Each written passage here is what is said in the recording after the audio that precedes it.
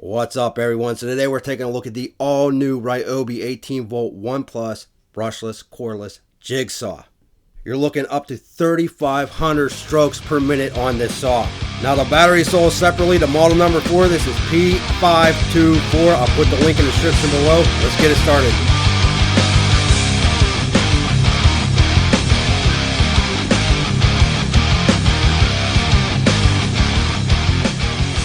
Brought to you by the Home Depot Prospective. They heard what you wanted to see and they sent it over for you to check it out. Now this recently just hit the market. We're going to go over the specs first, but if you don't care about the specs and you just want to see it slice and dice, head over towards the middle of the video now.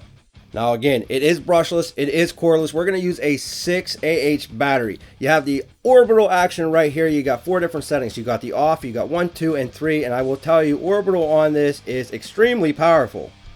I will tell you that this is more of a DIY type of saw. It's not a heavy industrial type of jigsaw that you're going to put out on a construction site and beat around a lot. Now that being said, a lot of people, including myself, have been waiting for Ryobi to come out with this saw.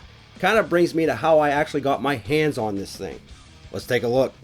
So I've been waiting a little while for Ryobi to come out with the new brushless cordless jigsaw. So I figured I'd give them a polite phone call and let them know how eager I was for them to release one. Hello, thank you for calling Ryobi. How may I help you today? Listen here, Ryobi. I want a cordless, brushless jigsaw. Get on it. You know Tool Review Zone's been waiting for this for a long time. What do you got to say? Thank you for being so passionate about wanting a new cordless brushless Ryobi jigsaw. We'll make sure that we make it very powerful. The next thing you know, this thing is showing up at my doorstep. Now that's efficient. And needless to say, I was really excited to get this up for review. Thank you for calling. By the way, you sound very familiar. Is this TRZ? Well, yes it is. Oh, well, it happens. Now you do have the lock button right here. You can pull up on the trigger, push that in, and you don't have to continuously pull that trigger while you're cutting. Now with that being said, you do have a variable speed right here. All you gotta do is push up or down if you want to go slower or faster. That will work with the trigger locked on. Again, no variable speed on the trigger. However, I was happy that Ryobi did offer a removable no mar shoe. You can put it on, you can take it off. That's really going to help prevent damage to the wood that you're working on. No scrapes, no scruffs, all that good stuff. Now you can also make all of your adjustments to the saw right here in this little area. Does not come with the Allen wrench. Now as for the metal on this saw, you're not looking at magnesium, you're looking at cast aluminum. Really helps cut down the weight on this. Only 4.4 pounds for this saw. Now you can cut 45-degree angle left or right, doesn't matter. You got the detents or the positive stops, whatever you want to call them. All you got to do is pull back on that, go left or right, find the bevel or the degree cut that you want, and then simply push that back into that stop. Now once you find the angle that you're looking for and you get that locked in there, take that lever, tighten it back down again, and it won't go anywhere. Now I will tell you that lever does feel a little bit flimsy. It'll work, but it is plastic. It's not a heavy grade, heavy duty type of lever. You also have the edge guide. It goes right in the middle of the shoe. It doesn't go in the front or the back, right there. You do have a toolless blade insert right here. All you gotta do is flip that over and the blade will either go in or pop out. I have to admit I'm a little bit spoiled after using the Milwaukees and the DeWalts and the Rigids. You know, this one here, you got to put your hand in there, so make sure that you take that battery out. Now, once you get that blade in there, it does line up very nicely. I think it's time to slice and dice. All right, we're going to go through some 2x6 here. This is pine. We're also going to go through a couple pieces of stock that I had laying around. It's about 1 inch thick. First thing we're going to do is we're going to put this on straight cut. No orbital action. Let's just go through a couple times.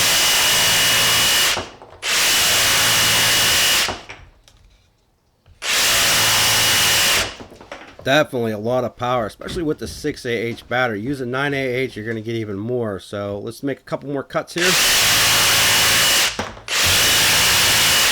Oh, so smooth. All right, let's move it along to the 2x6.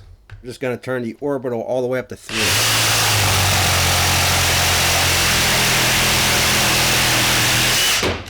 Really surprised with how powerful this saw is.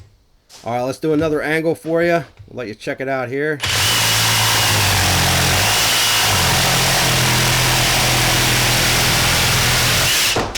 So my sawhorses were jumping a little bit on me, but yeah, no issues going through that 2x6. It is powerful. Now, even though I wish they would have offered a variable speed trigger, they do have that adjustment up on top, but it shines more when you have that lock button on the trigger and you're in automatic mode. Alright, what about some plywood? Does this thing slide? Does it glide? Let's check it out. FYI, got that nice LED light right there. You can see I'm adjusting the speed.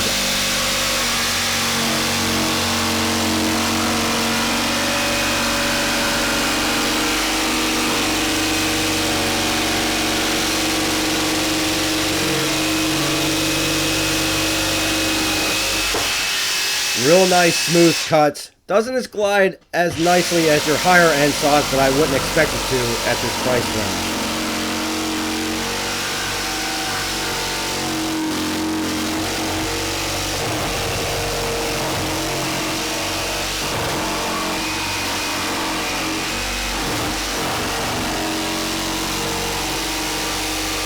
Now, one of the things that I've noticed while I was cutting, this thing has a nice blower out on the front. You don't have to worry about that sawdust building up on you. So it will take that dust and it will blow it out. It'll blow it away from the sight line, so I like that.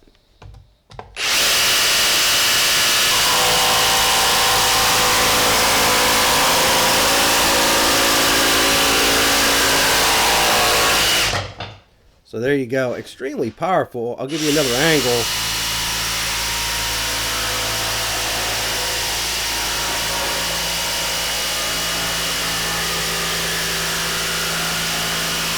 Alright, so we did do a 15-degree cut right there. You know, the D10s, you got the 30 degrees, the 15 degrees, the 0 degrees, and the 45 degrees.